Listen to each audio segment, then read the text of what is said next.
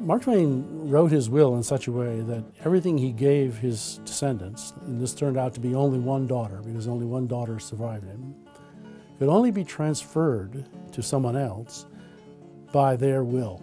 They had to die in order to give away the papers. This was designed to prevent men from taking advantage of them. It didn't work. At least it didn't work with respect to their being taken advantage of. But it did work to keep the papers together. So the result is that in this group of offices you have either the original or a copy of virtually everything that Mark Twain wrote, at least everything that survives. And that means that if you want to study Mark Twain, if you want to kind of work on any aspect of him, this is the place to be, because we can provide you with as much information as anyone could have. And this is a little bit different from being a biographer who's trying to pull together letters from all over the country, because we've already done that. Not only are they pulled together, they're arranged in chronological order, they're basically available for study long before we actually get a book out that annotates them and does the best that we can by them. Mark Twain knew as early as 1876 that he could not write an autobiography if he was worried about embarrassing people, offending them, or shocking them.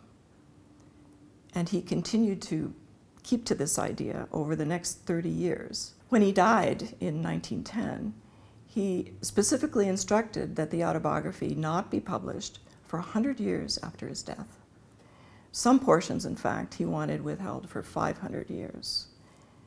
That way, he knew that he could speak his whole frank mind and not be concerned about the consequences. We know from the fact that he published extracts during his lifetime that he wanted to suppress people's personal names.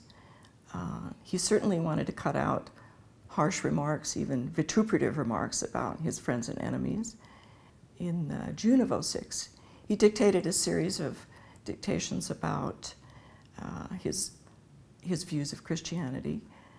He felt it was bloody, merciless, money-grubbing, hypocritical, and hollow.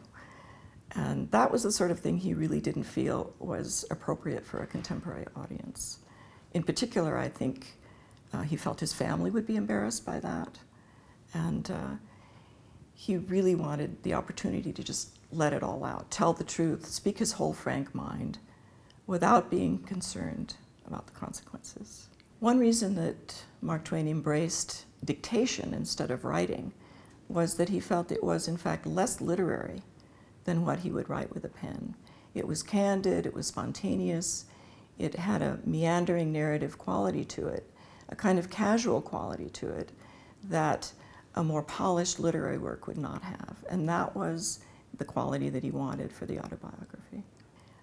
It was in Florence in 1904 that he made up his mind that he was just going to start anywhere in his life, talk about what he wanted to talk about, and wander to whatever topic interested him in the moment, and put it aside when he lost interest in it.